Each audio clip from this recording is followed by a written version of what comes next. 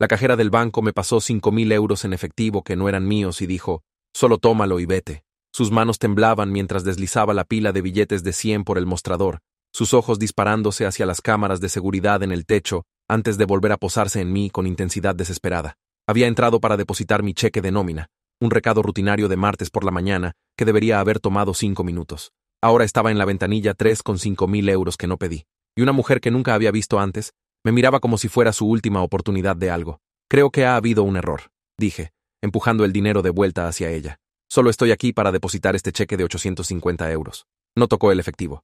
En cambio, se inclinó ligeramente hacia adelante, su voz cayendo apenas por encima de un susurro. «Por favor, sé cómo se ve esto, pero necesitas confiar en mí ahora. Toma el dinero, sal de este banco y no vuelvas aquí por al menos 3 días». Mi primer pensamiento fue que estaba tratando de tenderme una trampa por robo, algún tipo de estafa elaborada donde afirmaría que la robé, y terminaría en las imágenes de seguridad saliendo con dinero que no era mío. Pero su expresión no era astuta o manipuladora, estaba aterrorizada. Detrás de mí, escuché el suave timbre de la puerta de entrada, y la cara de la cajera se puso completamente blanca. «Está aquí», susurró. «Por favor, solo vete, tómalo». Me volví para ver quién había entrado, esperando una figura intimidante, pero era solo un hombre de mediana edad, en traje de negocios llevando un maletín de cuero. Se parecía a cualquier otro profesional que pasaba por aquí durante la hora del almuerzo. Sonrió cortésmente al guardia de seguridad, saludó a otra cajera y se puso en la fila detrás de mí. Nada amenazante en él. Cuando miré de vuelta a la cajera, ya se había girado hacia su computadora, tecleando rápidamente con dedos temblorosos. «¿Hay algo más en lo que pueda ayudarle hoy?», preguntó en voz alta, su voz profesional completamente diferente del susurro desesperado que había usado segundos antes. Me quedé allí congelado, los 5.000 euros todavía en el mostrador entre nosotros, tratando de entender qué estaba pasando. El hombre del traje estaba ahora directamente detrás de mí, lo suficientemente cerca como para oler su colonia. Algo caro y amaderado. «¿Todo bien ahí, Carmen?», llamó a la cajera. Ella sonrió brillantemente, pero noté sudor en su frente, a pesar del aire acondicionado agresivo del banco. «Todo perfecto, señor Vargas. Este cliente estaba preguntando sobre nuestras opciones de cuenta de ahorro». Señor Vargas asintió con aprobación y revisó su teléfono. La cajera, Carmen, me miró con ojos que me suplicaban seguirle el juego. Nunca había sido bueno leyendo situaciones así. Nunca fui la persona que captaba señales sociales sutiles o sabía cuando algo estaba seriamente mal, pero algo sobre la forma en que me estaba mirando, como su mano izquierda estaba presionada plana contra su estómago, como si estuviera tratando de mantenerse unida, me hizo tomar una decisión de un segundo que cambiaría todo. Tomé el dinero y lo puse en el bolsillo de mi chaqueta. «Gracias por su ayuda con la información de la cuenta de ahorro», dije, mi voz sonando sorprendentemente normal, a pesar de mi corazón martillando. «Lo pensaré y volveré otra vez». Los hombros de Carmen se hundieron de alivio tan visiblemente que señor Vargas dio un paso adelante preocupado. «¿Te sientes bien, Carmen? Te ves pálida». Ella se rió de eso, dijo algo sobre no haber desayunado, y él se ofreció a tener a alguien cubriendo su ventanilla para que pudiera tomar un descanso. Ella rechazó rápidamente, tal vez demasiado rápido, y tomé eso como mi señal para irme. Caminé hacia la salida con piernas que se sentían desconectadas de mi cuerpo, medio esperando que la seguridad me tacleara antes de llegar a la puerta, pero nada pasó. Empujé las puertas de vidrio hacia la luz del sol de octubre, y el aire fresco golpeó mi cara como un despertador. Acababa de salir del Banco Santander con 5.000 euros que no me pertenecían, y no tenía absolutamente ninguna idea de por qué. Llegué a mi coche antes de que mis manos comenzaran a temblar tanto que dejé caer mis llaves 2 veces tratando de abrir la puerta. Dentro, saqué el dinero de mi bolsillo y lo conté de nuevo. Exactamente 50 billetes, nuevos, números de serie secuenciales. Escondido entre el primer y segundo billete, había un pequeño pedazo de papel doblado. Lo desdoblé cuidadosamente. Una dirección estaba escrita con caligrafía ordenada, con la fecha de mañana y una hora escrita debajo. Avenida Rivera 247, mañana, 19 horas. Eso fue todo. Sin explicación, sin nombre, nada más. Me senté en mi coche en el aparcamiento del banco durante 20 minutos, mirando esa dirección y tratando de decidir qué hacer. Lo lógico sería volver allí dentro y devolver el dinero, explicar que había habido algún tipo de malentendido, pero la cara de Carmen seguía parpadeando en mi mente, el miedo genuino en sus ojos cuando señor Vargas había entrado. Lo que fuera que estaba pasando aquí era más grande que un simple error bancario. Busqué la dirección en Google en mi teléfono. Era una instalación de almacenamiento self-storage en el lado industrial de la ciudad, el tipo de lugar con esas puertas enrollables naranjas y códigos de acceso de 24 horas. Había pasado por allí 100 veces sin realmente notar que estaba ahí. Ahora, alguien quería que estuviera allí mañana a las 19 horas, y me habían dado 5.000 euros como incentivo, o pago, o seguro. Todavía no podía decir cuál era. Conduje a casa aturdido. El dinero quemaba un agujero en el bolsillo de mi chaqueta. Mi apartamento era un estudio en una casa convertida, pequeño pero limpio, el tipo de lugar que un diseñador gráfico freelance de 26 años podía permitirse con ingresos por trabajo independiente. Cerré mi puerta con llave, Cerré todas las persianas y esparcí el efectivo en mi mesa de cocina. Era más dinero del que jamás había sostenido a la vez. Mi alquiler era 850 euros. Mi pago de préstamo estudiantil era 340 euros. Mi seguro de coche era 95 euros. Este dinero podía resolver todo el estrés financiero inmediato que tenía, pero sabía que no podía gastarlo. Lo que fuera que esto fuera, no era un regalo. Tomé mi teléfono para llamar a la policía. Luego me detuve. ¿Qué diría? Una cajera del banco me dio 5.000 euros y me dijo que me fuera. Pensarían que robé el banco. Las imágenes de seguridad me mostrarían saliendo con dinero, y Carmen probablemente negaría todo para protegerse de lo que fuera que se estuviera protegiendo. Yo sería el que estaría esposado tratando de explicar una historia que sonaba demente. Dejé mi teléfono y en su lugar hice café. Mi tercera taza del día, aunque apenas era mediodía. Necesitaba pensar con claridad. Alguien se había tomado muchas molestias para darme este dinero y llevarme a esa dirección mañana. La pregunta era, ¿por qué yo? No era importante. No tenía conexiones con bancos o finanzas o cualquier cosa que me hiciera valioso en algún tipo de plan. Era solo un cliente aleatorio que había entrado para depositar un cheque de nómina en el momento equivocado, o tal vez en el momento correcto, dependiendo de desde qué perspectiva lo tomaras. Mi teléfono vibró con un mensaje de un número desconocido. El mensaje era simple. Gracias por ayudar a Carmen. Ella te lo explicará todo mañana. No vayas a la policía. Miré fijamente el mensaje, mi café enfriándose en mi mano. Alguien me estaba observando. Alguien sabía que había tomado el dinero y dejado el banco. Alguien sabía que estaba en casa ahora. Probablemente sabía que había estado sentado aquí durante la última hora tratando de averiguar qué hacer. Fui a mi ventana y miré hacia la calle. Un sedán azul estaba estacionado 3 casas más abajo. Motor encendido. Alguien sentado en el asiento del conductor. Tan pronto como aparecí en la ventana, el coche se alejó, sin acelerar, simplemente yéndose casualmente como si hubieran conseguido lo que querían. Dejé caer las persianas y me senté de nuevo en la mesa de cocina, rodeado de 5.000 euros en efectivo y más preguntas que respuestas. El resto de ese día pasó en un borrón. Intenté trabajar en un diseño de logotipo para un cliente, pero no podía concentrarme. Intenté ver la televisión, pero nada mantenía mi atención. Seguía tomando el dinero, contándolo de nuevo, leyendo la dirección una y otra vez, como si de repente fuera a tener sentido. Para la noche, me había convencido de que estaba siendo paranoico. Tal vez esto era solo una cajera confundida que había cometido un error masivo y tenía demasiado miedo para admitirlo. Tal vez la dirección era donde quería reunirse para recuperar el dinero sin involucrar a sus superiores. Tal vez señor Vargas era su jefe, del que tenía miedo por razones laborales normales. Tal vez estaba construyendo esto en algo más grande de lo que era, porque mi vida había sido tan aburrida durante tanto tiempo que quería drama. Pero luego busqué en Google el nombre de Carmen combinado con el nombre del banco. Lo que encontré hizo que se me cayera el estómago. Carmen López, 34 años, había estado trabajando en el Banco Santander durante 6 años. Hace 3 meses, su marido Kevin López había muerto en lo que los artículos de noticias llamaban un trágico accidente en su lugar de trabajo.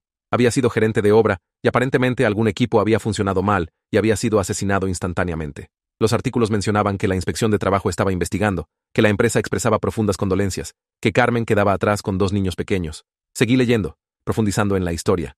La muerte de Kevin había sido declarada accidental, pero había un artículo de un periodista de investigación local que sugería que había habido violaciones de seguridad en la obra que la empresa conocía. El artículo mencionaba que Kevin había presentado 3 quejas de seguridad separadas en las semanas anteriores a su muerte. Mencionaba que esas quejas habían sido ignoradas. Mencionaba que el equipo que lo mató había sido marcado para mantenimiento 2 meses antes. Y luego encontré la conexión.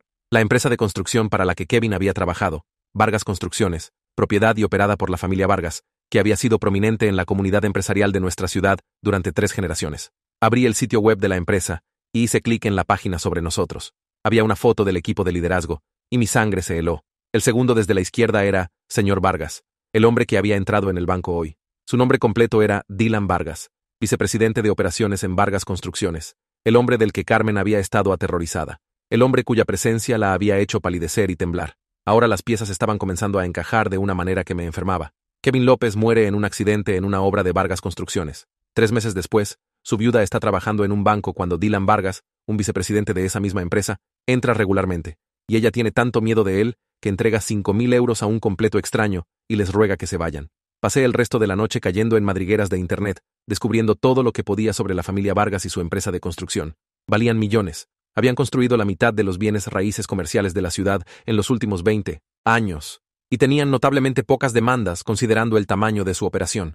Pero cuando cavé más profundo en registros públicos, encontré algo interesante. Había habido 3 muertes laborales en obras de Vargas Construcciones en los últimos 5 años, todas declaradas accidentales, todas involucrando mal funcionamiento de equipos, todas después de que los trabajadores involucrados hubieran presentado quejas de seguridad. Las familias se habían acordado silenciosamente fuera del tribunal por cantidades no divulgadas, excepto la familia de Kevin López. Según registros judiciales que encontré a través de algunas búsquedas agresivas en Google, Carmen López se había negado a firmar un acuerdo de conciliación. Había contratado a un abogado y estaba persiguiendo una demanda por muerte injusta contra Vargas Construcciones. El caso estaba programado para ir a juicio en 6 semanas. Me recosté de mi portátil. El cuadro completo finalmente se volvía claro.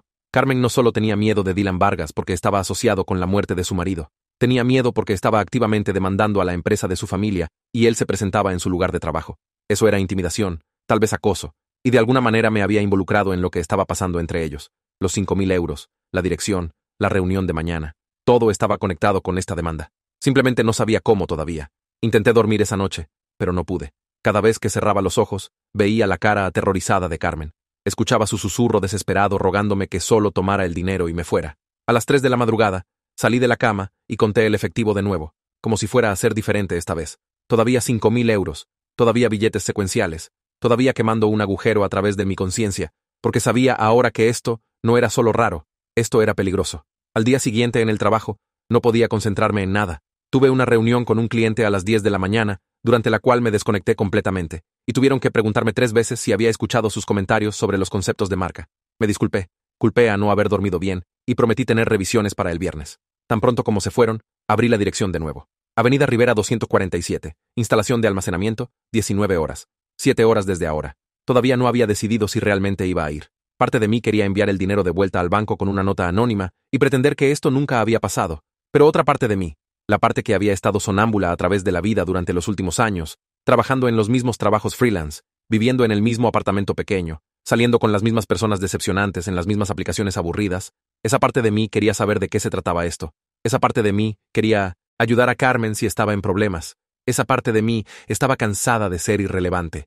A las 18:30 puse los 5.000 euros en una mochila, subí a mi coche y comencé a conducir hacia la avenida Rivera. El sol se estaba poniendo, pintando el cielo en tonos de naranja y rosa, que habrían sido hermosos si no estuviera tan aterrorizado.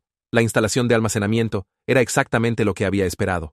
Filas de puertas de metal naranja con números de unidad, estampados en negro, una puerta de entrada codificada, y muy pocas personas alrededor. Me detuve en la caja de llamadas y me di cuenta de que no tenía un código de acceso. Antes de que pudiera averiguar qué hacer, la puerta comenzó a abrirse sola. Alguien estaba mirando. Alguien me había estado esperando. Conduje lentamente, siguiendo los números de las unidades hasta que llegué a la sección de los 2200. La unidad 2247 estaba al final de una fila, ligeramente separada de las otras, con una pequeña luz de seguridad encima que apenas funcionaba, parpadeando en la oscuridad creciente. Aparqué mi coche, agarré mi mochila y caminé hacia la unidad con piernas que sentía que podrían ceder en cualquier segundo.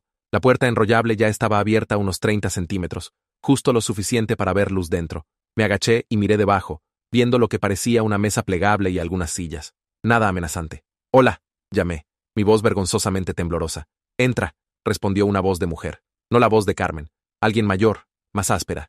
Dudé, cada instinto gritándome que volviera a mi coche y me fuera, pero había llegado tan lejos, y mi maldita curiosidad era más fuerte que mi sentido común. Levanté la puerta justo lo suficiente para agacharme debajo, y me encontré en una unidad de almacenamiento que había sido convertida en algún tipo de oficina improvisada. Había una mesa plegable cubierta de documentos, 3 sillas, un portátil y 2 mujeres sentadas allí esperándome. Una era Carmen del banco, luciendo exhausta y estresada, pero ya no aterrorizada. La otra era una mujer de unos 60 años con cabello gris recogido en un moño apretado, usando gafas y una expresión severa que me recordaba a mi directora de instituto. «Gracias por venir», dijo Carmen, levantándose y señalando la silla vacía. «Sé que esto debe parecer una locura, y lo siento por ponerte en esta posición, pero no teníamos otra opción». La mujer mayor no se levantó ni se presentó. Solo me miró con ojos agudos y evaluadores. «¿Te siguió alguien aquí?» «No creo», dije, sintiéndome estúpido. Realmente no sabía qué buscar. «Pon tu teléfono en la mesa», dijo la mujer mayor. «Pantalla hacia arriba». Hice lo que pedía y sacó un pequeño dispositivo que parecía algo de una película de espías, pasándolo sobre mi teléfono antes de asentir satisfecha. «No rastreado. Eso es bueno». «¿Quién eres?», pregunté, finalmente encontrando algo de coraje. «¿Y por qué me diste 5.000 euros?» Carmen suspiró y se sentó de nuevo.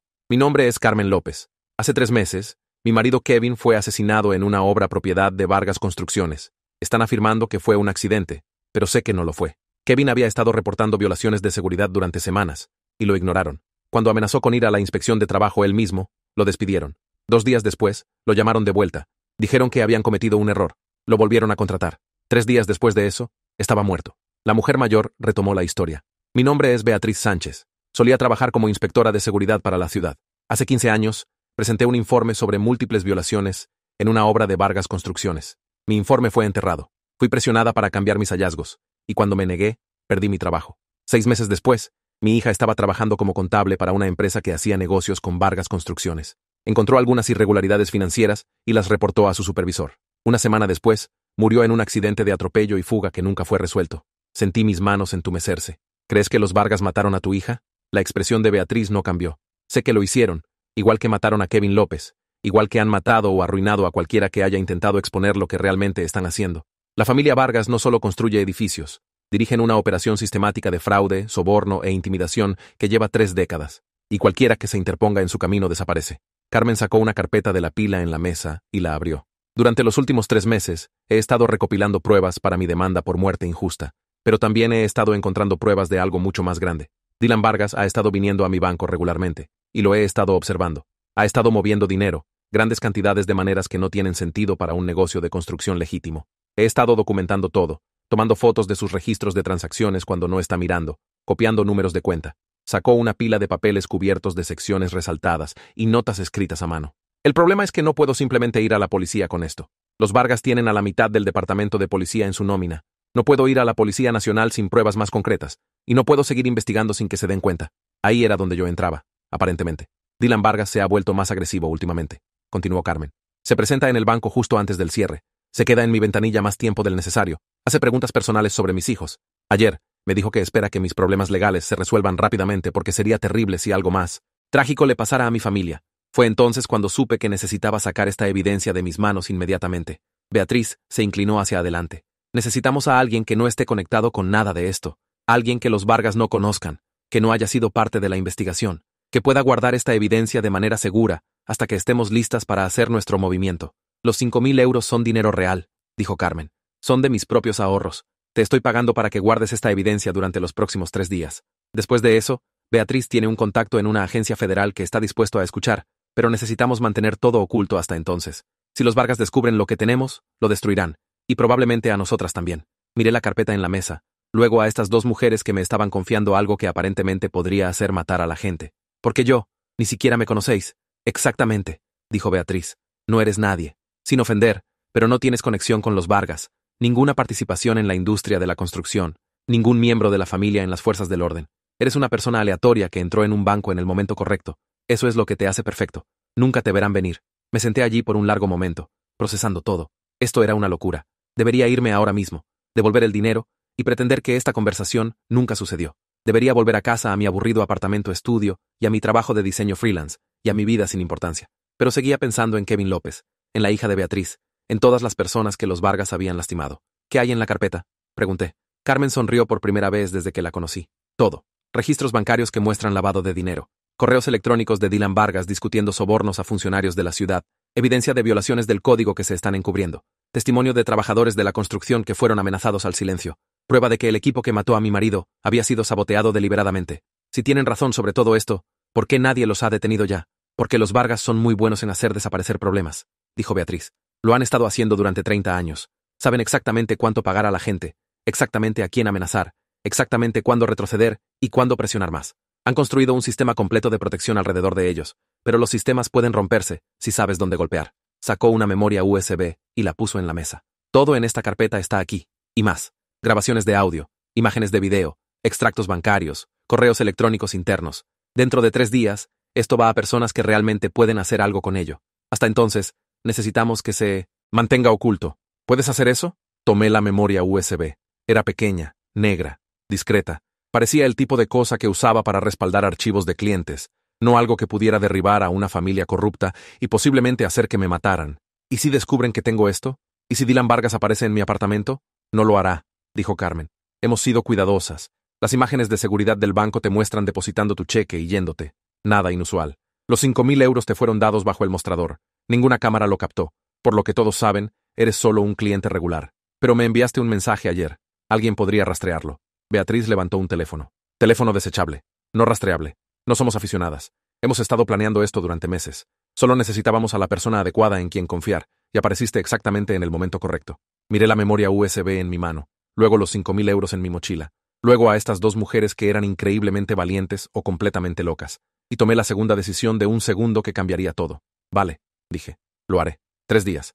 Luego esto va a vuestro contacto, y yo estoy fuera. Los hombros de Carmen se hundieron con un alivio tan profundo que me di cuenta de cuánta presión había estado bajo. Gracias. No tienes idea de lo que esto significa para nosotras. Mis hijos ya han perdido a su padre. No puedo dejar que los responsables simplemente se salgan con la suya. Beatriz fue más práctica, cambiando inmediatamente al modo de instrucción. Lleva la memoria USB a casa. No la conectes a nada conectado a Internet. No le digas a nadie sobre esto. No cambies tu rutina en absoluto. Ve al trabajo. Ve a casa. Actúa completamente normal. En 3 días, te contactaremos con una ubicación para la entrega. Puse la memoria USB en mi bolsillo, sintiendo el peso de ella como una piedra. ¿Qué pasa después de la entrega? ¿Estaré involucrado en lo que venga después? No, dijo Beatriz firmemente. Una vez que nos des la memoria, tu parte en esto está hecha. Te vas, te quedas con los 5.000 euros y nunca tienes que pensar en los Vargas de nuevo. Nosotras nos encargaremos del resto. Eso debería haber sido reconfortante. Pero algo sobre la forma en que lo dijo me hizo pensar que el resto iba a ser peligroso, tal vez mortal. Estas mujeres iban contra una familia que aparentemente había matado a varias personas para proteger sus secretos. Incluso con evidencia, incluso con agencias federales involucradas, esto se iba a poner feo. Me levanté para irme, y Carmen me abrazó rápido y fuerte. Eres una buena persona, dijo. Necesitábamos una buena persona. Dejé la unidad de almacenamiento y conduje a casa en la oscuridad, la memoria USB en mi bolsillo sintiéndose más pesada con cada kilómetro. Había pasado de ser un diseñador freelance sin importancia a ser el guardián de evidencia en lo que aparentemente era un caso de corrupción masivo, y tenía 3 días para mantenerlo oculto. Los próximos 2 días fueron los más largos de mi vida. Fui al trabajo, me reuní con clientes, revisé logotipos y actualicé sitios web, todo mientras sentía que todos podían de alguna manera ver la memoria USB quemando a través de mi bolsillo. No dormí bien. Seguí despertándome a las 2 de la madrugada, seguro de que había escuchado a alguien tratando de entrar. Para la tercera mañana, estaba exhausto y paranoico, saltando con cada coche que pasaba por mi apartamento, revisando por encima de mi hombro constantemente cuando caminaba hacia mi coche. Mi teléfono sonó a las 11 de la mañana, número desconocido. Mis manos temblaron mientras respondía. Soy Beatriz. La entrega es esta noche. 21 horas. Misma ubicación de antes. Trae la memoria. Quédate con el dinero y vete. Todo habrá terminado en unas horas. Vale, logré decir. Esta noche. Mismo lugar. Colgó sin decir adiós. Pasé el resto del día tratando de calmar mis nervios y fallando. Seguía pensando en los hijos de Carmen, en Kevin López, que murió solo por tratar de hacer una obra más segura. Seguía pensando en la hija de Beatriz y el atropello y fuga que nunca fue resuelto. Estas ya no eran historias de noticias abstractas. Eran personas reales que habían sido destruidas por una familia que pensaba que el dinero y el poder los ponían por encima de las consecuencias. A las 20:30, puse la memoria USB en mi bolsillo, agarré mis llaves y me dirigí a la puerta. Fue entonces cuando vi el coche aparcado al otro lado de la calle. Un todoterreno negro con ventanas tintadas, motor encendido. Me congelé, mi mano en el pomo de la puerta. Tal vez era solo una coincidencia. Tal vez era alguien visitando a un vecino. Tal vez estaba siendo paranoico después de 3 días de estrés y sin dormir. Pero entonces la puerta del conductor se abrió y Dylan Vargas salió. Vestía vaqueros y una chaqueta informal, sin parecerse en nada al hombre de negocios que había visto en el banco. Sonrió cuando me vio a través de mi ventana, una sonrisa fría que no alcanzaba sus ojos, y comenzó a caminar hacia mi edificio. Cerré mi puerta de golpe y la cerré con llave, mi corazón martillando tan fuerte que pensé que podría romperse a través de mi pecho. ¿Cómo me encontró? ¿Cómo sabía que estaba involucrado? Agarré mi teléfono para llamar a Beatriz, pero antes de que pudiera marcar, alguien tocó mi puerta. 3 golpes secos, tranquilos y pacientes. Sé que estás ahí. La voz de Dylan Vargas llegó a través de la puerta. Solo quiero hablar. Abre. Me presioné contra la pared tratando de pensar. Mi apartamento estaba en el 2º piso, demasiado alto para saltar. Solo una salida, y Dylan la estaba bloqueando. Mi teléfono estaba en mi mano, pero ¿a quién podía llamar? La policía. Beatriz había dicho que la mitad de ellos estaban en la nómina de los Vargas. ¿Llamar al 091 y decir qué? ¿Que un hombre estaba tocando mi puerta? No voy a hacerte daño, llamó Dylan, su voz razonable y amigable. Solo quiero tener una conversación. Sé que Carmen López te dio algo en el banco. Sé que te reuniste con ella y Beatriz Sánchez. Sé que piensas que las estás ayudando, pero necesitas entender en qué te has metido. Lo sabía todo. De alguna manera, a pesar de todas sus precauciones, lo había descubierto. Carmen López no es una viuda afligida buscando justicia, continuó Dylan. Es una mujer perturbada que ha estado acosando a mi familia durante meses porque no puede aceptar que la muerte de su marido fue un trágico accidente. Beatriz Sánchez es una ex empleada de la ciudad en desgracia que ha estado obsesionada con mi familia durante 15 años. Han creado una elaborada teoría de conspiración y te han arrastrado a ella. No respondí, no me moví. Solo me quedé allí presionado contra la pared agarrando mi teléfono y la memoria USB en mi bolsillo. Las cosas que te han dicho, la evidencia que te han mostrado, todo es fabricado, dijo Dylan. Documentos manipulados, correos electrónicos sacados de contexto, mentiras construidas sobre mentiras. Están planeando ir a los medios con esta tontería, y necesitan un testigo neutral para que parezca legítimo. Por eso te escogieron.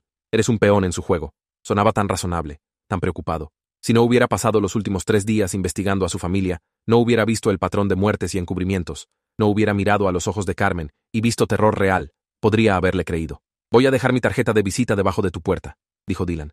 Quiero que me llames mañana cuando hayas tenido tiempo para pensar con claridad, cuando no estés influenciado por esas mujeres. Llámame y te explicaré todo. Te mostraré la evidencia real, la verdad sobre lo que le pasó a Kevin López. Mereces saber la verdad. Escuché papel deslizándose debajo de mi puerta. Vi la esquina de una tarjeta de visita aparecer en mi alfombra. Piénsalo, dijo Dylan. Y piensa en esto. Carmen y Beatriz te han estado mintiendo desde el principio. No les importas. Te están usando. Pero yo puedo protegerte. Puedo asegurarme de que no quedes atrapado en sus problemas legales cuando todo esto se derrumbe. Sus pasos se retiraron por el pasillo. Escuché la puerta exterior del edificio abrirse y cerrarse. A través de mi ventana, lo observé volver a su todoterreno e irse. Me quedé allí durante 5 minutos completos, sin moverme, apenas respirando. Luego llamé a Beatriz. Dylan Vargas acaba de aparecer en mi apartamento. Sabe sobre la memoria USB. Sabe sobre la reunión. Lo sabe todo. Hubo una larga pausa. ¿Lo dejaste entrar? No. Habló conmigo a través de la puerta. Dejó su tarjeta de visita y se fue. Bien. La voz de Beatriz era firme, inquebrantable. Eso es lo que esperábamos. Está tratando de asustarte, haciendo que dudes de nosotras. Significa que estamos cerca de algo que realmente lo amenaza. ¿Cómo me encontró? Exigí saber. Dijiste que era invisible, que no había forma de que me conectaran con esto. No lo sé, admitió Beatriz. Pero no cambia nada. La entrega sigue en pie para esta noche. ¿Todavía puedes hacerlo? Miré la tarjeta de visita en mi alfombra. Dylan Vargas, vicepresidente de operaciones. Vargas Construcciones. Un número de teléfono en impresión ordenada. ¿Y si está diciendo la verdad? Pregunté. ¿Y si están equivocadas sobre todo esto, y Kevin López realmente murió en un accidente? Mi hija tenía 28 años, dijo Beatriz, su voz endureciéndose. Fue atropellada por un coche y dejada morir en el lado de la carretera 3 días después de reportar irregularidades financieras en su empresa. El conductor nunca fue encontrado. La policía cerró la investigación después de 6 semanas. Eso no es una coincidencia, eso es un patrón. Y Kevin López es el mismo patrón. Y si no los detenemos ahora, habrá más patrones, más muertes, más familias destruidas. Tomé la tarjeta de visita de Dylan y la rompí por la mitad. Estaré allí a las 21 horas. Misma ubicación. Bien. Y desde ahora hasta entonces, no abras tu puerta a nadie. No contestes llamadas de números que no reconozcas. Solo ve a la instalación de almacenamiento. Danos la memoria. Y todo esto habrá terminado. Colgó. Me senté en mi sofá, temblando, tratando de procesar lo que acababa de pasar. Dylan Vargas me había encontrado. De alguna manera, a pesar de todo, me rastreó, lo que significaba que nada era seguro. Nadie era anónimo. Y los Vargas eran aún más peligrosos de lo que pensaba. A las 20:45, agarré las llaves de mi coche y me dirigí de nuevo hacia la puerta. Esta vez, revisé la calle primero. Sin todoterreno negro, sin coches con motores encendidos, solo una calle residencial normal en una noche normal. Prácticamente corrí a mi coche. Entré, cerré las puertas con llave y comencé a conducir hacia la avenida Rivera. Seguí revisando mi espejo retrovisor todo el camino, esperando ver faros siguiéndome, pero la carretera detrás de mí permaneció vacía. Llegué a la instalación de almacenamiento exactamente a las 21 horas. La puerta ya estaba abierta, esperándome. Conduje a través y me dirigí hacia la unidad donde 247. La luz de seguridad encima todavía parpadeaba, todavía apenas iluminaba el área, pero algo estaba mal. La puerta enrollable estaba completamente cerrada, y no había luces encendidas dentro, sin coches aparcados cerca, sin señal de Carmen o Beatriz. Aparqué y salí lentamente, mis instintos gritando que esto era una trampa. «Hola», llamé, caminando hacia la unidad, sin respuesta. Intenté levantar la puerta, pero estaba cerrada desde adentro. Saqué mi teléfono para llamar a Beatriz, y fue entonces cuando lo escuché. Sirenas, múltiples sirenas, acercándose. 3 coches de policía entraron gritando en la instalación de almacenamiento, luces parpadeando, bloqueando mi coche. Los oficiales saltaron, armas desenfundadas, gritándome que me tirara al suelo. «No hice nada», grité. «Solo estoy aquí para encontrarme con alguien». Al suelo ahora. Caí de rodillas. Luego me tumbé en el pavimento frío, mi cara presionada contra el cemento. Los oficiales me rodearon, uno de ellos tirando de mis brazos detrás de mi espalda y esposándome. «Tienes derecho a permanecer en silencio», comenzó a recitar, y mi mente se quedó en blanco. Esto no estaba pasando. Esto no podía estar pasando. Me levantaron y comenzaron a registrarme, encontrando la memoria USB en mi bolsillo inmediatamente. «Lo tengo», dijo un oficial, sosteniéndola como un trofeo. «Esta es la evidencia. Métela en la bolsa», dijo otro oficial. Me pusieron en la parte trasera de un coche de policía, y me senté allí entumecido, observándolos registrar mi vehículo. Después de unos 10 minutos, un detective vino y abrió la puerta. «¿Quieres decirme qué estás haciendo aquí con registros bancarios robados?» «Abogado», logré decir. «No, Carmen López me los dio. Ha estado investigando a Vargas Construcciones por...» Carmen López presentó una denuncia policial hace 3 horas, alegando que alguien robó registros bancarios confidenciales de su lugar de trabajo, interrumpió el detective. «¿Te nombró específicamente?» Dijo que la habías estado acosando en el trabajo, haciendo preguntas sobre la familia Vargas y que te vio acceder a su ordenador cuando estaba en su descanso. Sentí como si me hubieran golpeado en el estómago. Eso no es cierto. Ella me dio la memoria USB. Ella y Beatriz Sánchez. Me pidieron que guardara evidencia porque... Beatriz Sánchez. El detective miró a su compañero. La mujer que ha estado acosando a la familia Vargas durante 15 años. La que tiene múltiples órdenes de alejamiento contra ella. No los está acosando, dije desesperadamente. Está tratando de exponer corrupción. Su hija fue asesinada. Kevin López fue asesinado. Los Vargas son miembros respetados de esta comunidad que han sido víctimas de una campaña de acoso por parte de individuos mentalmente inestables, dijo el detective firmemente. Y ahora te has involucrado en ello. Esos registros bancarios que llevas son propiedad robada. Eso es un delito grave. Me senté allí en la parte trasera del coche de policía, esposado, mi mundo entero desmoronándose. Me habían tendido una trampa. Carmen, Beatriz, todo había sido una trampa. ¿Pero por qué? ¿Qué razón posible podían tener? A menos que Dylan Vargas hubiera estado diciendo la verdad. A menos que Carmen realmente estuviera perturbada, Beatriz realmente obsesionada, y yo realmente hubiera sido su peón. Pero entonces, ¿por qué Carmen había estado tan asustada? ¿Por qué Dylan apareció en mi apartamento? Nada tenía sentido. Me llevaron a la comisaría, me pusieron en una sala de interrogatorios y me dejaron allí durante 2 horas, sin llamada telefónica, sin abogado, solo yo, y mis pensamientos acelerados, y la creciente realización de que había arruinado mi vida. Cuando el detective finalmente regresó, tenía a alguien con él, Dylan Vargas. ¿Esta es la persona?, preguntó Dylan, mirándome con lo que parecía preocupación genuina. ¿Este es a quien Carmen López manipuló para robar registros bancarios? Aparentemente, dijo el detective. Dylan se sentó frente a mí, sacudiendo la cabeza. Intenté advertirte. Vine a tu apartamento para explicar lo que realmente estaba pasando, pero no me dejaste entrar. Sabías, dije, mi voz hueca. Sabías que me estaban tendiendo una trampa. Sospechaba, dijo Dylan. Beatriz Sánchez ha estado intentando destruir a mi familia durante años.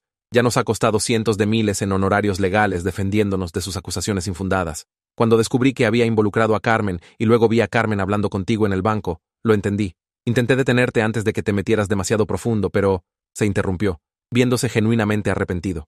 La memoria USB en tu bolsillo está llena de documentos fabricados, dijo Dylan. Registros bancarios que han sido alterados, correos electrónicos que nunca existieron, grabaciones de audio que han sido editadas para cambiar el contexto.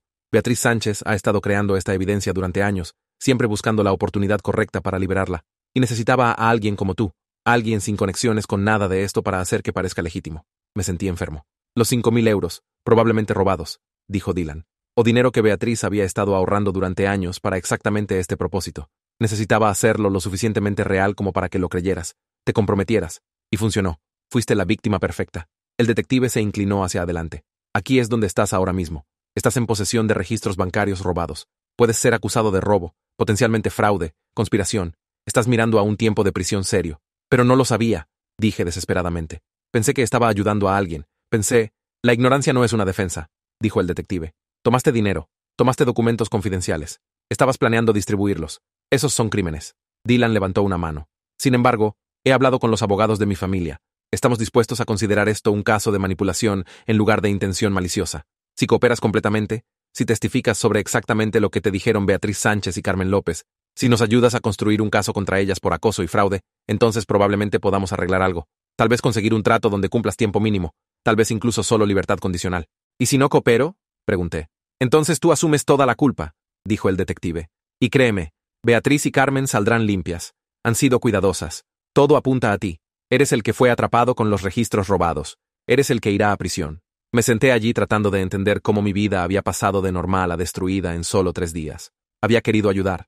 Había querido ser importante, importar, hacer algo bueno. En cambio, había sido usado por personas a las que no les importaba nada. Quiero un abogado, finalmente dije. Dylan asintió con aprobación. Inteligente. Consigue uno bueno. Luego hablaremos sobre tu testimonio. Finalmente me dejaron hacer una llamada telefónica. Llamé a mi padre. Lo desperté a medianoche, e intenté explicar lo que había pasado entre lágrimas. Dijo que me encontraría un abogado, y estaría allí a primera hora de la mañana. Me pusieron en una celda con otras 3 personas. No dormí. Solo me senté en el banco duro y reproduje todo en mi mente buscando el momento donde debería haberlo sabido mejor. Debería haberme ido. No debería haber sido tan fácilmente manipulado. Llegó la mañana. Apareció un abogado. Una mujer de aspecto cansado que mi padre había encontrado de alguna manera a través de un amigo. Escuchó mi historia, tomó notas, y parecía más preocupada con cada frase. Esto es complicado, dijo finalmente. La evidencia contra ti es fuerte. Fuiste atrapado con propiedad robada. Aceptaste dinero de alguien. Participaste en lo que la fiscalía llamará una conspiración para difamar a una familia prominente. Tu mejor apuesta es probablemente cooperar, testificar contra Sánchez y López y esperar un trato. ¿Y si están diciendo la verdad? Pregunté. ¿Y si Dylan Vargas realmente es corrupto, y acabé de ayudarlo a encubrirlo? La abogada suspiró. Entonces necesitarás probarlo. Pero ahora mismo, no tienes ninguna prueba de nada, excepto que fuiste manipulado para cometer crímenes. Lo siento, pero esa es la realidad de tu situación. Pasé ese día pasando por el proceso legal. Lectura de cargos, audiencia de fianza, más interrogatorios. Fijaron la fianza en 20.000 euros, que mi padre de alguna manera logró pagar usando su casa como garantía. Fui a casa esa noche, liberado pero no libre, enfrentando cargos que podían enviarme a prisión durante años. Mi teléfono tenía docenas de llamadas perdidas, algunas de números que no reconocía, probablemente reporteros que de alguna manera se habían enterado de la historia, algunas de clientes preguntando sobre proyectos en los que se suponía que estaba trabajando. No devolví ninguna de ellas. Solo me senté en mi apartamento, el mismo apartamento donde Dylan Vargas había venido a mi puerta, e intenté averiguar qué hacer a continuación. Llegó un mensaje de un número desconocido. Lo siento. Eso fue todo. Solo 2 palabras. Lo miré fijamente, preguntándome de quién era. ¿Carmen? ¿Beatriz? ¿Alguien completamente diferente? Escribí de vuelta. ¿Lo sientes por qué? ¿Por tenderme una trampa? ¿Por arruinar mi vida? Sin respuesta. Pasaron días. Mi abogada seguía presionándome para aceptar el trato, testificar contra Beatriz y Carmen, a cambio de cargos reducidos. El fiscal estaba ofreciendo libertad condicional y servicio comunitario si cooperaba completamente. Mi padre me rogaba que lo aceptara, que simplemente terminara con esta pesadilla, pero algo seguía molestándome. Dylan Vargas había sido demasiado perfecto, demasiado razonable, demasiado preocupado. El detective había sido demasiado rápido en creer la versión de la familia Vargas de los eventos. Todo había encajado demasiado ordenadamente. Y ese mensaje, lo siento. ¿Por qué Beatriz o Carmen se disculparían después de tenderme una trampa? A menos que no me hubieran tendido una trampa. A menos que algo más hubiera pasado. Comencé a investigar de nuevo, pero esta vez más cuidadosamente. Usé un ordenador de biblioteca en lugar del mío. Busqué todo lo que pude encontrar sobre la historia legal de la familia Vargas, y encontré algo interesante. Hace 6 años, había habido otro caso de acoso involucrando a la familia Vargas. Un ex empleado llamado Tomás Ruiz los había acusado de fraude financiero e intentó ir a los medios con evidencia. Había sido arrestado por robo de documentos de la empresa. Le habían ofrecido un trato para testificar que había fabricado la evidencia. Había aceptado el trato, cumplido libertad condicional y luego desaparecido. Rastreé todo lo que pude encontrar sobre Tomás Ruiz. Según registros públicos, se había mudado a otra comunidad autónoma, había cambiado su nombre y había empezado de nuevo. Encontré un número de teléfono a través de algunas búsquedas agresivas y lo llamé, no esperando nada. Diga, respondió una voz de hombre. ¿Es Tomás Ruiz? ¿Quién pregunta? Me llamo Carlos. Fui arrestado recientemente por supuestamente robar documentos relacionados con la familia Vargas. Me dijeron que pasaste por algo similar hace 6 años. Hubo un largo silencio. No aceptes el trato, finalmente dijo Tomás. Lo que sea que te estén ofreciendo, no lo aceptes. ¿Por qué no? Porque yo acepté el trato. Testifiqué que había inventado todo, que los Vargas eran inocentes, que era solo un empleado descontento. Y una semana después de que terminó mi libertad condicional, mi casa se incendió. Un incendio eléctrico. Perdí todo. Fotos familiares, documentos, prueba de todo lo que había encontrado. Y 2 días después, recibí una llamada telefónica de alguien que me dijo que era una advertencia. Si alguna vez intentaba hablar sobre los Vargas de nuevo, el próximo incendio no sería mi casa, sería yo. Se me heló la sangre. Entonces, ¿la evidencia que tenías era real? Cada palabra. Fraude financiero, sobornos, violaciones de seguridad, todo. Pero son demasiado poderosos, demasiado conectados. Pueden hacerte desaparecer legalmente, o pueden hacerte desaparecer permanentemente. De cualquier manera, pierdes. Entonces, ¿qué hago? Pregunté desesperadamente. Estoy enfrentando tiempo de prisión. Mi abogada dice que la cooperación es mi única opción. Encuentra a alguien que no pueda ser comprado, dijo Tomás. Alguien fuera de su esfera de influencia. Agentes federales, periodistas de investigación de periódicos nacionales. Alguien lo suficientemente grande como para que los Vargas no puedan tocarlo. Y prepárate para que se ponga feo porque no se detendrán hasta que estés destruido o muerto. Colgó. Me senté en la biblioteca, mis manos temblando. Tomás Ruiz había estado exactamente donde yo estaba ahora. Había aceptado el trato y había sido aterrorizado durante años de todos modos, lo que significaba que aceptar el trato no me salvaría. Solo retrasaría lo que los Vargas tenían planeado. Necesitaba encontrar a Beatriz y Carmen. Si no me habían tendido una trampa, si habían sido silenciadas o amenazadas para hacer denuncias falsas, entonces también estaban en peligro. Y tal vez, solo tal vez, la evidencia real todavía existía en algún lugar. Volví a la instalación de almacenamiento esa noche. La unidad 2247 estaba vacía ahora, completamente limpiada. Pero noté algo. La unidad junto a ella, 2248, tenía un pedazo de papel pegado a la puerta. Caminé y lo miré. Era un recibo de alquiler fechado hace 3 meses, alquilado a alguien llamado Beatriz Sánchez. Había tenido 2 unidades. La policía había allanado la 2247 donde yo había sido atrapado, pero tal vez la 2248 todavía tenía algo. Intenté la puerta, cerrada. Miré alrededor, no vi cámaras de seguridad en esta sección, y tomé una decisión que me salvaría o me condenaría aún más. Rompí la cerradura usando una palanca que encontré en el cobertizo de mantenimiento. Dentro de la unidad 248 estaba todo: cajas de documentos, discos duros, memorias USB, carpetas de archivos, cuadernos, años de investigación sobre la familia Vargas, informes de seguridad, registros financieros, declaraciones de testigos, fotografías. Todo lo que Beatriz y Carmen me habían dicho era real. Pasé 6 horas en esa unidad, pasando por todo, tomando fotos con mi teléfono, copiando archivos a múltiples memorias. La evidencia era abrumadora. Los Vargas habían estado dirigiendo una empresa criminal durante décadas: sobornos a funcionarios de la ciudad, inspecciones de seguridad fraudulentas, lavado de dinero y muertes. 3 trabajadores asesinados debido a violaciones de seguridad deliberadas. La hija de Beatriz, asesinada en un atropello y fuga después de descubrir fraude financiero. Kevin López, asesinado después de reportar las mismas violaciones por las que había sido despedido anteriormente. Pero la pieza de evidencia más condenatoria estaba en el fondo de una caja: una grabación. La reproduje en el viejo portátil que Beatriz había dejado allí. Era una conversación telefónica entre Dylan Vargas y otra persona, discutiendo el problema Beatriz Sánchez y la situación López. Hablaban casualmente sobre la necesidad de neutralizar a ambas mujeres antes de que pudieran causar más problemas. Discutieron la posibilidad de tender una trampa a otra persona por robo de documentos para desacreditar cualquier evidencia que saliera. Lo habían planeado. Sabían que Beatriz y Carmen estaban investigando, y me habían tendido una trampa deliberadamente como su chivo expiatorio. Copié todo a 3 memorias separadas, subí algunas cosas a almacenamiento en la nube cifrado y salí de la unidad. Necesitaba llevar esto a alguien que realmente pudiera hacer algo con ello. No la policía local, no nadie en la ciudad, alguien más grande. Contacté a la oficina de campo de la Policía Nacional en otra comunidad autónoma. Les envié un correo electrónico cifrado con muestras de lo que tenía. Contacté a un periodista de un gran periódico nacional que había escrito sobre corrupción corporativa. Contacté a un abogado especializado en casos de denunciantes. Y luego esperé. 2 días después, recibí una respuesta de la Policía Nacional. Querían reunirse. Una semana después de eso, allanaron la sede de Vargas Construcciones. En 3 semanas, Dylan Vargas y otros 4 ejecutivos fueron arrestados bajo cargos de fraude, soborno, extorsión y 2 cargos de conspiración para cometer asesinato. Los arrestos fueron noticia nacional. El imperio de la familia Vargas se derrumbó. Beatriz Sánchez y Carmen López salieron del escondite donde habían estado desde que presentaron denuncias policiales falsas bajo coacción. Habían sido amenazadas. Les dijeron que sus familias serían asesinadas si no cooperaban en desacreditarme. No habían tenido otra opción que seguir el juego hasta que pudieran encontrar otra forma de sacar la evidencia. Y eso era exactamente lo que habían estado intentando hacer cuando Dylan Vargas lo descubrió y activó su trampa. Los cargos contra mí fueron retirados. El fiscal se disculpó. Dijo que le habían dado información falsa de personas en las que confiaba. La historia se convirtió en un cuento con moraleja sobre corrupción y los peligros de confiar en instituciones locales que habían sido comprometidas. Testifiqué en el juicio. También lo hicieron Beatriz, Carmen, Tomás Ruiz y otras 20 personas que habían sido silenciadas o amenazadas por la familia Vargas a lo largo de los años. El juicio duró 8 meses. Al final, Dylan Vargas fue sentenciado a 35 años de prisión. Su hermano recibió 22 años. Su padre recibió 15. 3 funcionarios de la ciudad fueron a prisión. 2 oficiales de policía fueron despedidos y acusados. La empresa fue disuelta, sus activos embargados y distribuidos a las familias de los trabajadores que habían sido asesinados. Carmen resolvió su demanda por muerte injusta por 8 millones de euros. Beatriz finalmente obtuvo justicia para su hija. Tomás Ruiz salió del escondite y testificó sobre todo lo que le había sido hecho. Y yo me convertí en la persona que accidentalmente había derribado a una de las familias más corruptas de la ciudad. Ojalá pudiera decir que tuvo un final completamente feliz, pero la vida no es tan simple. Perdí a la mayoría de mis clientes freelance durante el juicio. Mi nombre estaba constantemente en las noticias, y no siempre de buena manera. La familia Vargas todavía tenía simpatizantes que afirmaban que estaban siendo perseguidos injustamente.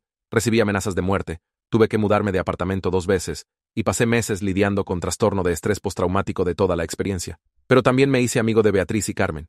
Amigos reales, no solo personas juntadas por circunstancias. Beatriz me trataba como un hijo, siempre verificando para asegurarse de que estaba bien. Los hijos de Carmen me llamaban tío Carlos, y me dibujaban imágenes que colgaba en mi nuevo apartamento. Los 5.000 euros que comenzaron todo esto, se los devolví a Carmen. Los había sacado de sus ahorros para pagarme, y ella los necesitaba más que yo. Intentó rechazarlos, pero insistí. El dinero del programa de recompensas que la Policía Nacional tenía para información que llevaba a condenas por corrupción fue suficiente para cubrir mis honorarios legales y más. También fui contratado por un bufete de abogados especializado en investigaciones corporativas. Resulta que la persona que derribó a los Vargas se ve bien en un currículum. Ahora trabajo ayudando a otras personas a exponer corrupción usando las habilidades que desarrollé accidentalmente mientras trataba de no ir a prisión.